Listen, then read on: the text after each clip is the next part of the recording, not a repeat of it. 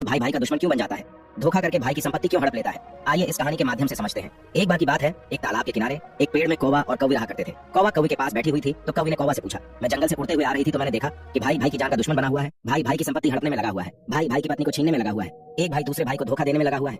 हे स्वामी, जब मैंने ये नजारा देखा तो मेरा मन विचलित हो गया। इसीलिए मैं आपसे दो प्रश्न पूछना चाहती हूँ। यदि आप मेरे प्रश्नों का उत्तर देकर मेरे मन को संतुष्ट कर दें तो आपकी बड़ी कृपा होगी। फिर कौवा कौवी से कहता है, हे प्रिय, ठीक है, तुम अपने दोनों प्रश्न बताओ, मैं तुम्हें तुम्हारे दोनों प्रश्नों के उत्तर देकर तुम्हारे मन को संतुष्ट करने का पूरा प्रयास करूंगा। कौवी कहने लगी, हे स्वामी, मेरा पहला प्रश्न है कि भाई भाई का दुश्मन क्यों बन जाता है। मेरा दूसरा प्रश्न है, भाई का हिस्सा हड़पने वाले व्यक्ति को कौन सी सजा मिलती है। फिर कौवा कहता है, हे कौवी, तुम्हारे दोनों ही प्रश्न बहुत ही महत्वपूर्ण हैं। जो भी इन प्रश्नों से प्राप्त ज्ञान को अपने जीवन में उतारेगा वो कभी भी अपने भाई का दुश्मन नहीं बनेगा, वो अपने भाई का हिस्सा कभी भी नहीं हड़पेगा, वो अपनी भाई की पत्नी को कभी छीनने की कोशिश नहीं करेगा। कौवा कहता है, मैं तुम्हें तुम्हारे दोनों प्रश्नों के उत्तर देने से पहले एक छोटी सी कहानी सुनाता हूँ। इस कहानी को बहुत ही ध्यान से सुनना। यदि तुमने इस कहानी को ध्यान से सुना तो निश्चित ही तुम्हारे दोनों प्रश्नों का उत्तर तुम्हें मिल जाएगा और तुम्हारा मन पूरी तरह से संतुष्ट हो जाएगा। फिर कौवी कौवा को कहानी पूरी सुनने का वचन देती है और कहती है, अब कहानी शुरू कीजिए, मैं कहानी को पूरा मन से सुनूंगी। तब कौवा कहता है, हे प्रिय, एक नगर में एक राजा था। उसके महल में एक बहुत ही सुंदर बाग था।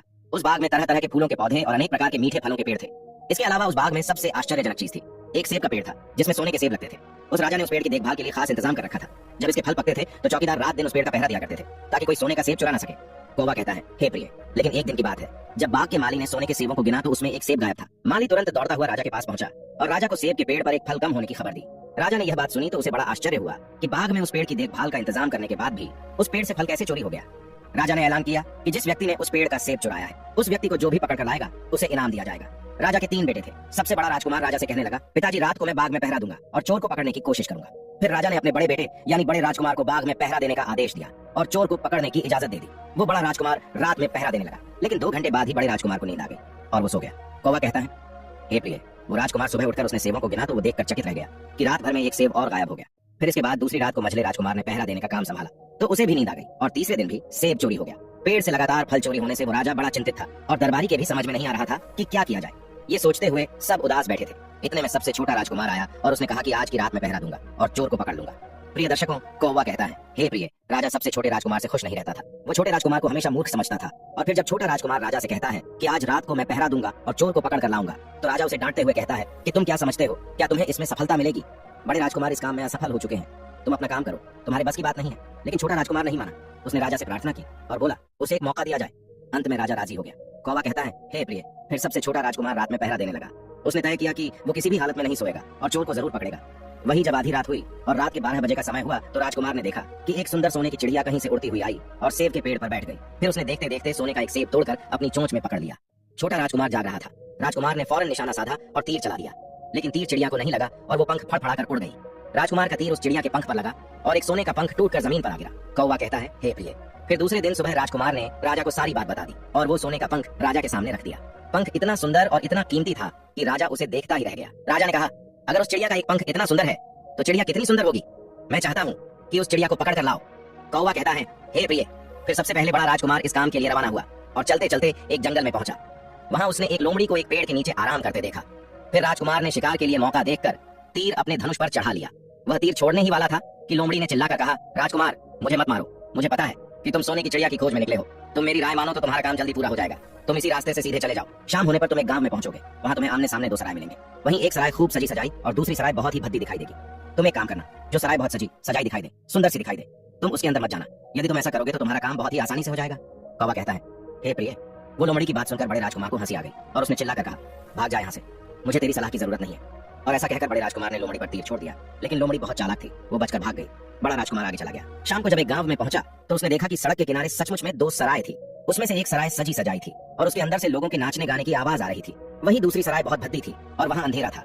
राजकुमार ने लोमड़ी की बात पर गौर नहीं किया और राजकुमार सजी सजाई सराय में ठहर गया। थोड़ी देर में वो भूल गया कि वो असल में सोने की चिड़िया की खोज में निकला था, क्योंकि जो सजी सजाई सराय के अंदर जो भी व्यक्ति जाता था वो अपने जीस काम के लिए आता था, उस काम को भूल जाता था। इसीलिए राजकुमार भी उस चिड़िया के बारे में भूल गया। जब काफी समय बीत गया और बड़ा राजकुमार नहीं लौटा तो मझला राजकुमार सोने की चिड़िया की खोज में चल पड़ा। वो भी उसी तरह चलते चलते जंगल में पहुंचा तो वही लोमड़ी उसे भी मिली और फिर उसी लोमड़ी ने मझले राजकुमार को भी वही बात बताई जो बड़े राजकुमार को बताई थी। मगर मझले राजकुमार ने भी उस लोमड़ी की बात पर कोई ध्यान नहीं दिया। जब शाम को वो उस गांव में पहुंचा तो बड़े राजकुमार की तरह सजी सजाई सराय में ठहर गया और वहां के नाच गाने के रंग में मस्त होकर वो भी अपना काम भूल गया। यहाँ तक कि उसे घर लौटने की भी सुध नहीं रही। कौवा कहता है, हे प्रिय, अंत में सबसे छोटे राजकुमार ने राजा से कहा कि मैं सोने की चिड़िया की खोज में जाऊंगा। तो राजा को विश्वास नहीं हुआ और वो कहने लगा, जब उससे बड़े दोनों राजकुमार इस काम में सफल नहीं हुए तो तुझे सफलता कैसे मिल सकेगी। लेकिन छोटे राजकुमार ने जिद की और उसके जिद करने पर राजा ने अपने छोटे राजकुमार को इजाजत दे दी। कौवा कहता है, हे प्रिय। वो छोटा राजकुमार तैयार होकर सोने की चिड़िया की खोज में निकल गया। वो भी चलते चलते जंगल में पहुंच गया। उसे भी लोमड़ी मिली। राजकुमार ने लोमड़ी की बात को ध्यान से सुना तो लोमड़ी से कहा, ठीक है, तुम जैसा कहती हो मैं वैसा ही करूंगा। राजकुमार लोमड़ी से कहता है, अब तुम जाओ, मैं तुम्हें नहीं मारूंगा। छोटे राजकुमार की बात सुनकर के वो लोमड़ी खुश होकर बोली, तुम सबसे अच्छे लड़के मालूम पड़ते हो। तुमने मेरी बात का मजाक नहीं बनाया और मुझ पर तीर नहीं चलाया।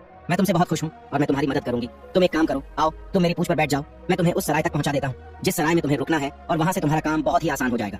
वही देखते देखते उस लोमड़ी की पूंछ काफी बड़ी हो गई और राजकुमार उस पर बैठ गया। उसके बैठते ही लोमड़ी हवा में उड़ने लगी और थोड़ी ही देर में मैदानों और पहाड़ों को पार करके उस गांव में जा पहुंची। वहीं राजकुमार ने उस लोमड़ी की सलाह को मानकर छोटी और पुरानी सराय में ही अपना डेरा डाल दिया। वो सजी सजाई सराय में नहीं गया और उस दूसरी सजी सजाई सराय से काफी दूर रहा। कौवा कहता है, हे प्रिय। फिर दूसरे दिन सुबह उठ करके जब वो आगे बढ़ा तो कुछ दूर चलने पर उसे वो लोमड़ी फिर से रास्ते में मिल गई। लोमड़ी ने उससे कहा, अब मैं तुम्हें बताती हूँ कि आगे तुम्हें क्या करना है। लोमड़ी ने कहा, तुम सीधे चलो, आगे चलने पर तुम्हें एक बहुत बड़ा किला मिलेगा जिस पर सिपाही पहरा देते होंगे। तुम सिपाहियों से डरना नहीं और सीधे अंदर चले जाना, क्योंकि उस समय वो सिपाही सो रहे होंगे और तुम बेधड़क होकर किले में घुसते जाना और उनके कमरों को पार करते हुए उस जगह पर पहुंच जाना जहां लकड़ी के एक मामूली पिंजरे में सोने की चिड़िया बंद होगी, और वहां पर पहुंच करके तुम चिड़िया को पिंजरे से सहित उठाकर किले से बाहर ले आना। लेकिन एक बात याद रखना, चिड़िया के पिंजरे के पास ही एक बहुत सुंदर सा सोने का पिंजरा भी तुम्हें दिखाई देगा। तुम भूल कर भी उस सोने की चिड़िया को सोने के पिंजरे में मत रखना। तुम उसमें रखने की कोशिश करोगे तो बाद में पछताओगे। और फिर ऐसा कहकर लोमड़ी ने राजकुमार को फिर से अपनी पूंछ पर बिठाया और थोड़ी ही देर में उस किले के पास पहुंचा दिया। कौवा कहता है, हे प्रिय। अब राजकुमार ने किले के पास जाकर देखा कि सचमुच उसके पहरेदार सो रहे थे, और फिर छोटा राजकुमार बिना डरे हुए सीधा महल में घुस गया और थोड़ी ही देर के बाद उस कमरे में जा पहुंचा जहां सोने की चिड़िया एक पिंजरे में बैठी हुई थी। उस पिंजरे के पास ही सोने के 3 सेब पड़े हुए थे। फिर तो उन तीनों सेबों देखकर राजकुमार ने फौरन पहचान लिया कि ये तीनों सोने के सेब उसके पिता के बाग के ही हैं। सोने की चिड़िया इतनी सुंदर थी कि राजकुमार उस चिड़िया को देखता ही रह गया, और वह उस चिड़िया को उठाकर लाने ही वाला था कि उसकी नजर पास ही पड़े एक सुंदर से पिंजरे पर पड़ गई। वह पिंजरा बहुत ही सुंदर था और उसमें तरह तरह के कीमती पत्थर जड़े हुए थे। और फिर उस सुंदर सोने के पिंजरे को देखकर छोटे राजकुमार के मन में लालच आ गया और उसने सोने की चिड़िया के लिए वही पिंजरा ठीक समझा। और राजकुमार लोमड़ी की बात को भूल गया कि उसने सोने के पिंजरे को छूने के लिए मना किया था। मगर राजकुमार लोमड़ी की बात भूलकर और उसने सोने की चिड़िया को लकड़ी के पिंजरे से निकालकर उस सोने के पिंजरे में बंद कर दिया। लेकिन नए पिंजरे में आते ही वो सोने की चिड़िया जोर जोर से शोर मचाने लगी और राजकुमार पिंजरे को उठाकर कमरे से बाहर भी नहीं निकल पाया था, क्योंकि चिड़िया के शोर मचाने पर उसकी आवाज से सिपाही कमरे में पहुंच गए और उन्होंने राजकुमार को पकड़ लिया। कौवा कहता है, हे प्रिय। फिर राजकुमार को अपनी भूल का पता चला। उसे याद आया कि लोमड़ी ने उसे क्या कहा था। लेकिन अब क्या हो सकता था, सिपाही उस छोटे राजकुमार को पकड़कर राजा के दरबार में ले गए। जाके पूछने पर राजकुमार ने सारी बात राजा को बता दी। फिर राजकुमार की बात को सुनकर राजा ने कहा, तुम मेरे महल में चोरी करने के लिए घुसे थे, मैं तुमको माफ नहीं कर सकता। तुम्हें फांसी की सजा दी जाएगी, लेकिन मैं तुम्हें एक मौका दे सकता हूँ। अगर तुम मेरे लिए सोने का घोड़ा लाकर दो तो मैं तुम्हें न सिर्फ छोड़ दूंगा बल्कि सोने की चिड़िया भी तुमको दे दूंगा। राजकुमार को अपनी जान बचाने के लिए राजा की शर्त माननी पड़ी और वो सोने के घोड़े की तलाश में निकल पड़ा। वो किले के बाहर जाने पर छोटे राजकुमार ने देखा कि लोमड़ी उसका इंतजार कर रही है, और फिर उसने लोमड़ी को सारी बातें बताई तो लोमड़ी ने निराश होते हुए कहा कि मैं अब तुम्हारी कोई मदद नहीं करूंगी। तुमने मेरे कहने के अनुसार काम नहीं किया। मैंने जिस तरह से कहा था, अगर तुम उस तरह से काम करते तो मुसीबत में नहीं फंसते और सोने की चिड़िया भी तुम्हारे हाथ में होती। कौवा कहता है, हे प्रिय। वो राजकुमार बोला, मुझे माफ कर दो, मुझसे गलती हो गई। मेरा काम तुम्हारी सहायता के बिना नहीं चलेगा। मुझे राजा ने सोने का घोड़ा लाने के लिए कहा है, वरना वो मुझे फांसी पर चढ़ा देगा। वो राजकुमार की बात को सुनकर लोमड़ी ने कहा, खैर मैं तुम्हें माफ करती हूँ, अब तुम ऐसा करो, मेरी पूंछ पर बैठ जाओ। फिर लोमड़ी कहने लगी, चले चलो, कुछ दूर जाने पर तुम्हें एक दूसरा किला मिलेगा। इस किले की घुड़साल में तुम्हें सोने का घोड़ा बंधा हुआ मिलेगा। महल के नौकर चाकर सब सो रहे होंगे। तुम चुपचाप जाना और घोड़े को खोल लेना। लेकिन एक बात याद रखना, वहाँ घोड़े के पास में ही घोड़े पर कसने के लिए 2 जीन रखी होगी। उनमें से एक तो बहुत पुरानी चमड़े की जीन होगी और दूसरी सोने की जीन होगी। तुम सोने की जीन को छूना भी मत और उस घोड़े पर पुरानी चमड़े की जीन को कसकर सवार हो जाना और उसे दौड़ाते हुए किले से बाहर चले आना। वही लोमड़ी की बात सुनकर छोटे राजकुमार ने वादा किया कि वो ठीक वैसा ही करेगा। और फिर लोमड़ी ने उस छोटे राजकुमार को अपनी पूंछ पर बैठाया और कुछ ही देर में उस किले के पास पहुंचा दिया। वही किले के पास पहुंचते ही लोमड़ी ने राजकुमार को उतारा और फिर वहां से चली गई। राजकुमार सीधा फटाक से किले में घुस गया। अंदर जाकर उसने देखा कि वहां के सभी नौकर चाकर सोए हुए थे और फिर थोड़ी ही देर में वो किले की घुड़साल में पहुंच गया। राजकुमार ने पास जाकर देखा तो वो घोड़ा सचमुच सोने का था। ऐसा सुंदर घोड़ा उसने सपने में भी नहीं देखा था। राजकुमार ने आगे बढ़कर उस सोने के घोड़े को खोल लिया। जब वो बाहर निकलने लगा तो उसकी नजर एक कोने में पड़ी सोने की जीन पर पड़ी। वो जीन बहुत ही सुंदर थी, उसमें हीरे मोती जड़े हुए थे। उसके पास ही एक फटी पुरानी चमड़े की जीन पड़ी हुई थी। वो राजकुमार सोचने लगा कि इतने सुंदर घोड़े पर ये पुरानी चमड़े की जीन कसना राजकुमार को शोभा नहीं देगा। और फिर ऐसा सोच करके वो राजकुमार सोने की जीन को उठा लेता है और घोड़े पर कसना शुरू कर देता है। फिर जैसे ही घोड़े की पीठ पर वो सोने की जीन को कसता है, वैसे ही घोड़ा जोर जोर से हिलाने लगा और किले के नौकर चाकर जाग जाते हैं। वहीं थोड़ी ही देर में राजकुमार को पकड़ लिया जाता है। कौवा कहता है, हे प्रिय। राजकुमार को सिपाहियों ने हाथ बांधकर अपने राजा के सामने पेश किया। राजकुमार की सारी बातें राजा ने सुनकर कहा, तुमने मेरे घोड़े को चुराने की कोशिश की है, इसलिए तुम्हें फांसी की सजा दी जाएगी। लेकिन अगर तुम मेरा एक काम कर दो तो मैं तुम्हें छोड़ सकता हूँ। फिर राजकुमार ने कहा, आप महाराज बताओ, मैं आपका हर काम करने को तैयार हूँ। तो राजा ने कहा, यहाँ से कुछ ही दूरी पर एक महल है, उसमें बहुत सुंदर राजकुमारी रहती है। अगर तुम अपनी जान बचाना चाहते हो तो उस राजकुमारी को मेरे पास लेकर आओ। यदि तुम ऐसा कर दोगे तो मैं तुम्हें इनाम में ये सोने का घोड़ा दे दूंगा। कौवा कहता है, हे प्रिय। बेचारा राजकुमार वो फिर से एक नई मुसीबत में फंस गया। उसे मजबूर होकर राजा की शर्त माननी पड़ी। अब वो सोने के महल की खोज में निकल पड़ा। कुछ दूर चलने पर उसे वो लोमड़ी फिर मिल गई। पता नहीं उस लोमड़ी को सारी बातें कैसे मालूम हो गई थी और वो कहने लगी, देखा तुमने, इस बार भी मेरी बात नहीं मानी। मेरी बात मान जाते तो इस नई मुसीबत में नहीं फंसते। खैर, मुझे तुम पर दया आ रही है, मैं तुम्हारी मदद फिर करूंगी। चलो, तुमको सोने के महल के पास पहुंचा देती हूँ। तुम महल के बाहर ही कहीं पर छुपे रहना। जब महल में से शाम के समय राजकुमारी तालाब में नहाने के लिए बाहर आए तो तुम आगे बढ़कर उसका हाथ पकड़ लेना और डरना नहीं। जैसे ही तुम उस राजकुमारी को छुओगे, राजकुमारी तुम्हारे साथ आने के लिए राजी हो जाएगी। लेकिन एक बात याद रखना, तुम उसको वहां से सीधे अपने साथ ले आना, उसे वापस महल में मत जाने देना। वो राजकुमारी तुमसे कहेगी कि मैं अभी अपने माता पिता से मिलकर आती हूँ, लेकिन तुम उसकी बातों में मत आना, वरना फिर से मुसीबत में फंस जाओगे। कौवा कहता है, हे प्रिय। फिर ऐसा कहते हुए लोमड़ी ने फिर से उस छोटे राजकुमार को अपनी पूंछ पर बिठा लिया और देखते ही देखते वो लोमड़ी हवा में उड़ती हुई कुछ देर के बाद उस सोने के महल के पास जा पहुंची। वहीं महल के पास पहुंचते ही राजकुमार एक पेड़ की आड़ में छुपकर बैठ गया। शाम को जब राजकुमारी नहाने के लिए किले से बाहर आई तो राजकुमार ने हिम्मत करके आगे बढ़कर उसका हाथ पकड़ लिया। उसके छूते ही राजकुमारी उसके साथ चलने के लिए तैयार हो गई और वो बोली, राजकुमार तुम मुझे जहां भी ले जाना चाहोगे मैं तुम्हारे साथ चलूंगी, लेकिन मुझे थोड़ी देर के लिए अपने माता पिता से मिलकर आने दो। तो राजकुमार ने लोमड़ी की बात को याद किया और राजकुमार ने कहा, नहीं नहीं, ऐसा नहीं करना, मेरे साथ चलना पड़ेगा। लेकिन राजकुमारी रोने लगी। इतनी सुंदर राजकुमारी थी कि राजकुमार उस राजकुमारी का रोना नहीं देख सका और उसका मन पिघल गया। छोटा राजकुमार अंत में राजी हो गया और बोला, जाओ थोड़ी देर के लिए माता पिता से मिलकर आओ, लेकिन फिर तुरंत बाहर चली आना। कौवा कहता है, हे प्रिय। लेकिन राजकुमारी ने जैसे ही किले में कदम रखा, किले के पहरेदार जाग गए और उन्होंने राजकुमार को पकड़ लिया। वहीं राजकुमार बहुत पछताया, लेकिन अब क्या हो सकता था। सिपाहियों ने उसे अपने राजा के सामने पेश किया। राजा बहुत निराश था। उसने उसी वक्त आदेश दिया कि इस राजकुमार को फौरन फांसी पर चढ़ा दिया जाए। फिर तो फांसी का आदेश सुनने के बाद में राजकुमार रोने लगा, गिड़गिड़ाने लगा। इस पर राजा ने थोड़ी देर सोच विचार किया और कहा, मैं अपना आदेश वापस नहीं ले सकता, लेकिन अगर तुम मेरा एक काम कर दो तो तुम्हारी जान बच सकती है। फिर राजकुमार ने कहा, ठीक है, आप जो भी कहेंगे मैं आपका काम करूंगा। तो राजा ने कहा, हमारे किले के ठीक सामने एक बहुत बड़ा पहाड़ है, इसके कारण हमारे किले की सुंदरता नष्ट होती है। अगर तुम 8 दिन में इस पहाड़ को खोदकर साफ कर दो तो हम तुम्हें क्षमा कर देंगे और राजकुमारी का विवाह भी तुम्हारे साथ कर देंगे। वही राजकुमार किले के बाहर आकर पहाड़ को देखने लगा। उसके हाथ में एक छोटी सी कुदाली थी। उसके समझ में नहीं आ रहा था कि इतना बड़ा पहाड़ आखिर वो 8 दिन में कैसे खोद सकेगा। फिर भी राजकुमार अपनी जान बचाने के लिए उस पहाड़ को खोदना शुरू करता है। धीरे धीरे 7 दिन बीत गए। इतने दिन तक लगातार खोदने पर भी पहाड़ का सिर्फ एक कोना नहीं खोद सका। कौवा कहता है, हे प्रिय। राजकुमार अंत में दुखी होकर बैठ गया। उसे अब अपने आप पर बहुत अधिक क्रोध आ रहा था और मन ही मन में कह रहा था कि अगर मैंने लोमड़ी की बात मान ली होती तो कितना अच्छा होता। लोमड़ी ने मुझे हर बार सही सलाह दी और मैं हर बार उसका कहना ना मानकर नई नई मुसीबत में फंसता गया। कौवा कहता है, हे प्रिय। राजकुमार इस तरह सर झुकाए बैठा था कि अचानक उसे अपने पैरों के पास उस लोमड़ी की पूंछ हिलती दिखाई दी। फिर उसने नजर उठाकर देखा तो सचमुच वही लोमड़ी खड़ी थी। फिर लोमड़ी ने मुस्कुराते हुए कहा, क्यों, क्या हाल है? इस बार तो तुम्हारी मदद करने की मेरी जरा भी इच्छा नहीं थी, लेकिन मैं 7 दिन से तुमको पहाड़ खोदते हुए देख रही हूँ। मुझे तुम पर दया आ गई और मैं तुम्हारी मदद के लिए चली आई। जाओ, तुम बहुत थक गए हो, सो जाओ, मैं थोड़ी ही देर में तुम्हारा काम पूरा कर दूंगी। और फिर इस बार राजकुमार ने तय कर लिया था कि अब वो लोमड़ी जैसा कहेगी वो वैसा ही करेगा। और फिर चुपचाप उठ करके वो राजकुमार एक तरफ सोने के लिए चला गया।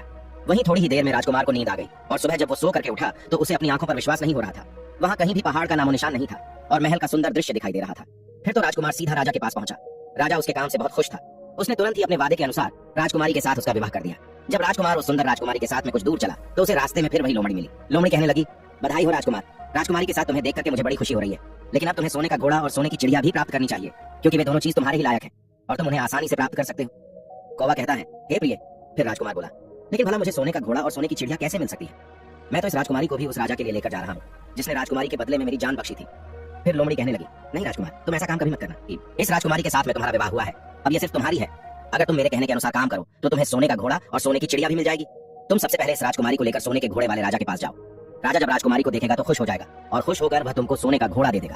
फिर तुम घोड़े पर सवार हो जाना और सवार होकर के सबसे विदा लेना। वहीं राजकुमारी से तुम बाद में विदा लेना और जैसे ही तुम राजकुमारी के पास पहुंचो तो तुम हाथ पकड़कर घोड़े के ऊपर खींच लेना और घोड़े को दौड़ा देना, क्योंकि सोने का घोड़ा इतना तेज दौड़ता है कि दुनिया का तेज से तेज घोड़ा भी उसकी बराबरी नहीं कर सकता है। जाओ, तुम पहले इतना काम पूरा करो, इसके बाद आगे क्या करना है बात का काम मैं बाद में बताऊंगा। जब तुम घोड़ा और राजकुमारी को लेकर आओगे तो तुम्हें वहां आगे मैं रास्ते में फिर मिलूंगी। कौवा कहता है, हे प्रिय। राजकुमार ने ठीक वैसा ही किया जैसा लोमड़ी ने उससे कहा था। जब सोने के घोड़े वाले राजा ने खुश होकर उसे इनाम में सोने का घोड़ा दिया तो राजकुमार उस पर सवार हो गया और सबसे विदा लेने लगा।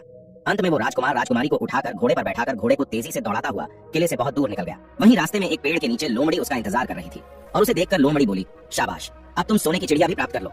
जब तुम सोने की चिड़िया वाले राजा के पास पहुंचेंगे तो वो इस घोड़े को देख करके बहुत ही खुश होगा। तो तुम उससे कहना कि पहले सोने की चिड़िया का पिंजरा मेरे हाथ में दे दो, तब मैं ये घोड़ा तुमको दूंगा। फिर जैसे ही राजा जब वो पिंजरा तुम्हारे पास लाए तो तुम पिंजरा उसके हाथ से छीन लेना और घोड़े को दौड़ा देना। बस ऐसे चिड़िया तुमको मिल जाएगी और कोई तुम्हें पकड़ भी नहीं सकेगा। कौवा कहता है, हे प्रिय। इस बार भी राजकुमार ने ठीक वैसा ही किया जैसा लोमड़ी ने बताया था और वो राजकुमारी के साथ ही घोड़े पर बैठा रहा। और जब राजा ने उसके हाथ में सोने की चिड़िया का पिंजरा दिया तो उसने तुरंत घोड़े को वहां से भगा दिया। सोने का घोड़ा हवा से बातें करने लगा। वहीं कुछ दूर चलने पर लोमड़ी फिर उसे मिल गई। राजकुमार ने उससे कहा, तुमने मेरी बहुत बड़ी मदद की है, तुम्हारी वजह से मुझे न सिर्फ सोने की चिड़िया मिली बल्कि सोने का घोड़ा और इतनी सुंदर राजकुमारी भी मिल गई। बताओ मैं तुम्हें क्या इनाम दूं? मैं तुमको कुछ न कुछ देना चाहता हूँ। फिर राजकुमार की बात को सुनकर वो लोमड़ी कहने लगी, अगर तुम खुश हो तो मेरा एक काम कर दो, तुम मुझ पर एक तीर चला करके मुझे मार दो। इस समय तुम यही सबसे बड़ा काम मेरे लिए कर सकते हो। फिर लोमड़ी की बात सुनकर राजकुमार कहने लगा, भला ऐसा कैसे हो सकता है? तुमने मेरी इतनी मदद की है और मैं बदले में तुम्हें मार दूं, ऐसा कभी नहीं कर सकता। फिर तो ऐसा सुन करके वह लोमड़ी बहुत दुखी हुई और बोली, अगर तुम मेरा ये काम नहीं कर सकते हो तो फिर ठीक है, जाओ, लेकिन जाने से पहले तुम्हारी भलाई के लिए मैं तुम्हें 2 बातें बता रही हूँ, हमेशा ध्यान रखना। पहली बात तो यह है कि कभी भी किसी भी कुएं की दीवार पर मत बैठना और दूसरी बात, ऐसे लोगों के लिए कभी धन खर्च मत करना जिन्हें फांसी मिलने वाली हो। कौवा कहता है, हे प्रिय। फिर लोमड़ी की बात सुनकर राजकुमार बोला, तुम भी अजीब हो, तुम्हारी बातें मेरी समझ में नहीं आती है। भला मैं कभी कुएं की दीवार पर क्यों बैठूंगा और ऐसे आदमियों पर धन खर्च क्यों करूंगा जिनको फांसी दी जाने वाली हो? लेकिन लोमड़ी ने उसकी बात का कोई जवाब नहीं दिया और अलविदा कह करके लोमड़ी वहां से चली गई। कौवा कहता है, हे प्रिय। लोमड़ी के चले जाने के बाद में राजकुमार सोने का घोड़ा दौड़ाता हुआ आगे बढ़ा तो राजकुमारी उसके साथ बैठी हुई थी और सोने की चिड़िया का पिंजरा भी उसके हाथ में था। वहीं कुछ ही देर में राजकुमार उसे छोटे गांव में जा पहुंचा जिसमें वो दोनों सराय थी। गांव के लोग और खास तौर से बच्चे उसको देखने के लिए बाहर निकल कर आए। सोने के घोड़े पर इतनी सुंदर राजकुमार के साथ बैठी एक राजकुमारी को देख करके सभी सराय वाले चकित थे। इतने में ही राजकुमार ने देखा कि गांव के बगीचे में एक जगह बहुत से लोग जमा है और कुछ शोर हो रहा है। फिर राजकुमार के पूछने पर लोगों ने बताया कि वहां पर 2 आदमियों को फांसी देने की तैयारी हो रही है। फिर तो राजकुमार उन आदमियों से मिलने के लिए उधर को चल पड़ा और वहां पहुंचने पर उसने देखा कि वो 2 आदमी जिनको फांसी दी जाने वाली थी वो कोई और नहीं बल्कि उसके सगे बड़े भाई थे जो सजी सजाई सराय में पहुंच गए थे और अपनी सुध बुद्ध खो बैठे थे। वहीं तरह तरह के बुरे काम करते थे और जुआ खेलते थे और जुए में बहुत सारा धन हार चुके थे। उन्होंने लोगों से बहुत सारा रुपए उधार ले लिया था और इन्हीं सब बातों से चिढ़ करके गांव वाले उन दोनों बड़े राजकुमारों को फांसी पर चढ़ाने जा रहे थे। कौवा कहता है, हे प्रिय। भाई आखिरकार भाई होता है, छोटा राजकुमार ऐसा कैसे होने देता। उसने अपने बड़े भाइयों को बचाने के लिए वहां के लोगों से कहा, मुझसे रुपया ले लो और तुम इन लोगों को छोड़ दो। और फिर उसके बहुत विनती करने पर वहां के लोग राजी हो गए और उन्होंने उन दोनों आदमियों को रिहा कर दिया। वहीं राजकुमार अपने भाइयों को छुड़ाकर अपने महल की तरफ चल दिया। आगे कुछ दूर चलने पर जंगल में एक कुआं दिखाई दिया। फिर राजकुमार कुछ सोचकर राजकुमारी से कहता है, हम कुछ देर के लिए इस कुएं के पास आराम करते हैं और यहाँ पर ठंडा पानी पीने के बाद हम यहाँ से आगे के लिए प्रस्थान करेंगे। राजकुमार की बात सुनकर राजकुमारी मान गई।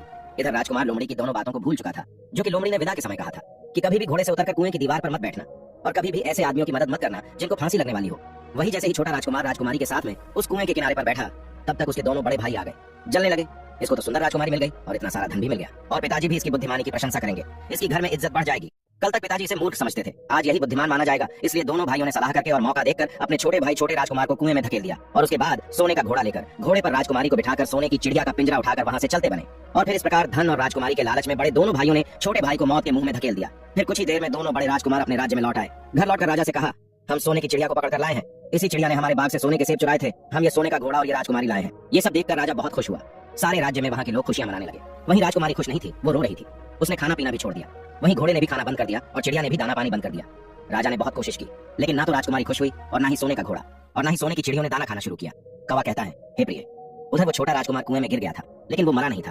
कुआं बहुत गहरा था लेकिन उसमें पानी बहुत कम था और उस लोमड़ी की बात याद आई तो वो पछताने लगा और सोचने लगा, अगर मैंने लोमड़ी का कहा मान लिया होता और शायद घोड़े से उतरकर इस कुएं के पास दीवार पर नहीं बैठता और मैंने अपने दोनों लालची भाइयों की मदद ना की होती तो शायद आज मैं इस कुएं में ना पड़ा होता। कौवा कहता है, हे प्रिय। उस राजकुमार ने जैसे ही लोमड़ी को पुनः याद किया, लोमड़ी कुएं पर आ पहुंची और बोली, देखा राजकुमार, मैंने पहले ही तुम्हें समझाया था कि किसी कुएं की दीवार पर मत बैठना और ऐसे आदमियों की मदद मत करना जिन्हें फांसी दी जाने वाली हो, लेकिन तुम नहीं माने। खैर चलो, अब आखिरी बार मैं फिर तुम्हारी मदद कर देती हूँ।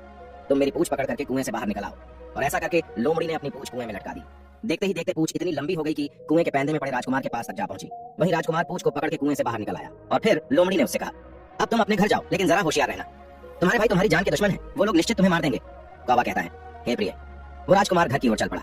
अपने राज्य में पहुंचने पर उसे एक भिखारी मिला तो भिखारी को उसने अपने सुंदर कपड़े दान में दे दिए और उसके फटे पुराने कपड़े पहन लिए। इस तरह भेष बदलकर वो छोटा राजकुमार अपने किले में पहुंच गया और वहां उसके पहुंचने पर एक बड़ी आश्चर्यजनक बात हुई। सोने का घोड़ा खुशी से नाचने लगा और दाना खाने लगा। सोने की चिड़िया भी अपने पिंजरे में खुशी से फुदकने लगी और गाना गाने लगी। राजकुमारी ने भी अपने आंसू पोंछ लिए और वो भी खुश दिखाई देने लगी। इतना होने पर भी राजा की समझ में कुछ नहीं आया। फिर उसने राजकुमारी से इस खुशी का कारण पूछा तो राजकुमारी बोली, मैंने तो पहले ही आपको सारी कहानी बता दी थी। आपके बड़े और मझले राजकुमार ने छोटे राजकुमार के साथ धोखा किया है। इन्होंने आपके साथ भी धोखा किया है लेकिन अब आपका छोटा राजकुमार यहाँ पर पहुंच चुका है, इसलिए मुझे बहुत खुशी हो रही है।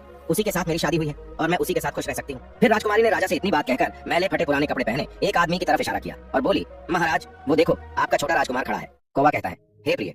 राजा ने भी अपने छोटे राजकुमार को पहचान लिया और उस राजा ने अपने छोटे बेटे के बारे में विचार बदल दिए। वो सोचने लगे, मेरा छोटा बेटा मूर्ख नहीं बल्कि सबसे होनहार और बुद्धिमान है। अब तो वो उसको बहुत ही समझदार और बहादुर मानने लगा और अपने सबसे छोटे बेटे को सबसे अधिक प्यार करने लगा।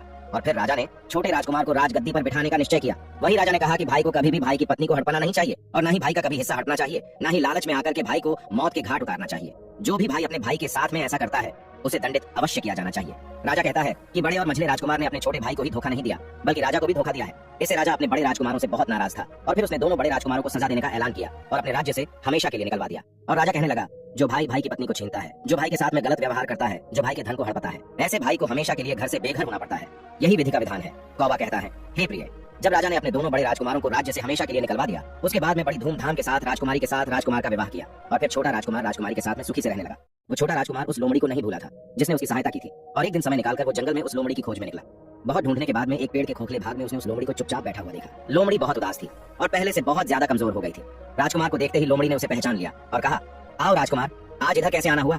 तो राजकुमार ने कहा, मैं आज तुम्हें ही ढूंढने के लिए आया हूँ। चलो मेरे बाग में आराम से रहना, वहाँ तुम्हें किसी तरह की तकलीफ नहीं होगी। यहाँ तो जंगल में तुम्हें खाने पीने की तकलीफ होती होगी और जंगली जानवरों और शिकारी का डर हमेशा बना रहता होगा। लोमड़ी ने कहा, नहीं राजकुमार, मैं यहाँ पर ठीक हूँ, और भला अब तुम्हें मेरे दुखों से क्या लेना देना? तुम्हारा काम निकल गया, अब तुम राजकुमारी के साथ में सुखपूर्वक अपने महल में राज करो। कौवा कहता है, हे प्रिय।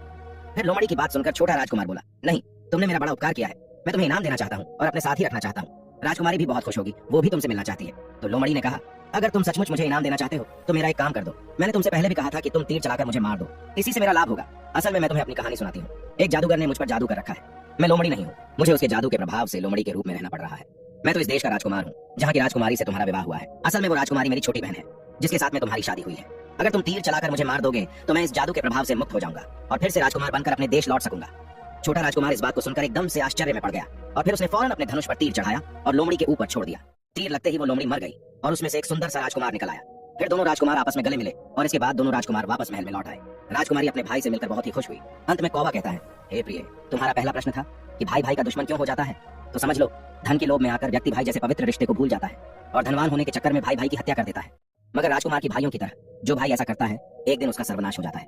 अंत में कौवा कहता है, हे प्रिय, तुम्हारा दूसरा प्रश्न था, भाई का हिस्सा हड़पने वाले व्यक्ति को कौन सी सजा मिलती है, तो समझ लो, भाई का हिस्सा या उसकी पत्नी या उसका धन हड़पने वाले व्यक्ति को घर से बेघर होना पड़ता है। जिस प्रकार राजकुमार के दोनों भाइयों को राजा ने राज्य से हमेशा के लिए निकाल दिया और वो घर से बेघर हो गए, इसलिए भाई जैसे पवित्र रिश्ते को कभी कलंकित नहीं करना चाहिए। भाई भाई के बीच में जहाँ प्रेम रहता है वो घर स्वर्ग के समान होता है।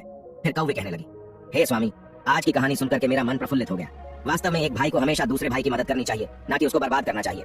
तो प्रिय दर्शकों, यदि आपको भी अपने भाई से प्यार हो तो आप इस चैनल को सब्सक्राइब करें और हाँ, आपको यह कहानी कैसी लगी हमें कमेंट बॉक्स में जरूर बताएं। धन्यवाद।